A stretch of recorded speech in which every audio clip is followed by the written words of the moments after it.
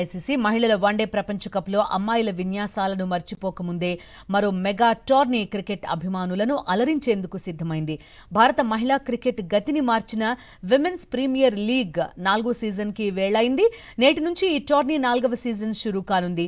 కొద్ది రోజుల క్రితమే ముగిసిన WPL మినీ వేలంలో ఆటగాళ్లను రికార్డు ధరలకు దక్కించుకున్న ఫ్రాంచైజీలు ఇక టైటిల్ వేటలో ప్రత్యర్థులతో అమీతుమీ తేల్చుకునేందుకు సిద్ధమయ్యాయి. సుమారు నెల రోజుల పాటు వివిధ దేశాల మహిళా క్రికెటర్లు ఫ్యాన్స్ కు పసందైన క్రికెట్ మజా అందించబోతున్నారు. ఈ ఏడాది మహిళల T20 ప్రపంచ కప్ ఉన్న నేపథ్యంలో జాతీయ జట్టులో చోటు దక్కించుకోవడానికి యువ క్రికెటర్లకు ఈ టోర్నీ ఒక సువర్ణావకాశం.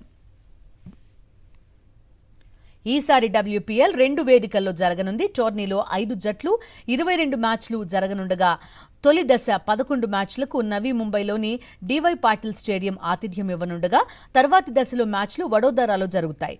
Defending champion Mumbai Indians Smriti Mandhana సారథ్యంలోని రాయల్ ఛాలెంజర్స్ బెంగళూరు మ్యాచ్తో టోర్నీకి తెరలేవనుంది. డబుల్ హెడర్స్ ని మినహాయిస్తే మిగతా మ్యాచ్లన్నీ రాత్రి 7:30 గంటలకు మొదలవుతాయి. England captain Nat Sciver Brunt, West Indies captain Hayley Matthews కూడా జట్టులో ఉండడంతో ముంబై స్ట్రాంగ్ గా కనిపిస్తోంది. ఈ ఇద్దరితో పాటు Harmanpreet, Kamalini, Amelia Kerr, అమన్జోత్తో ముంబై బ్యాటింగ్ లో బలంగా ఉంది. Fast bowler Shabnim Ismail Mumbai bowling కి నాయకత్వం వహించనుంది. సైకా ఇస్సాక్ రూపంలో నాణ్యమైన స్పిన్నర్ ఆ జట్టుకుంది. మరోవైపు దిగ్గజ ప్లేయర్ ఎలిస్ పెరీ లేకపోవడం బెంగళూరుకు లోటు.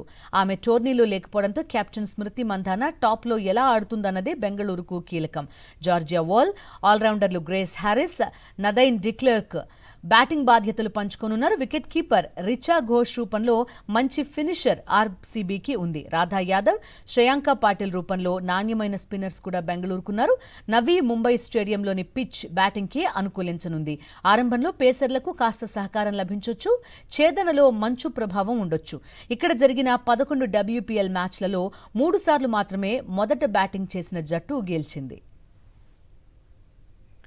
3 సీజన్లలో 2 సార్లు విజేతగా నిలిచిన హర్మన్ ప్రీత్ కౌర్ 3వ టైటిల్ వేటలో ఉంది. ఈసారి ఢిల్లీ జట్టు మెగ్ లానింగ్ నుంచి తప్పించి యువ సంచలనం జెమిమా రొడ్రిగ్స్ కి ఆ బాధ్యతలు అప్పగించింది. ఇక యూపీ వారియర్స్ కూడా జట్టులో కీలక మార్పులు చేసుకుని లానింగ్ ని సారథిగా నియమించుకుంది.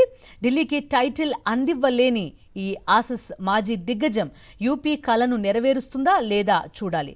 తొలి 2 సీజన్ల కంటే నిరుడు మెరుగ్గానే రాణించిన గుజరాత్ జైంట్స్ ని ఆసీస్ ఆల్రౌండర్ యాష్లే గార్డ్నర్ ఏ మేరకు నిలబెడుతుంది అనేది ఆసక్తికరం. ఇక 2వ సీజన్లో కప్పు కొట్టిన RCB నిరుడు దారుణంగా నిరాశపరచగా ఈ సీజన్లో మాత్రం ట్రోఫీయే లక్ష్యంగా అడుగులు వేస్తోంది.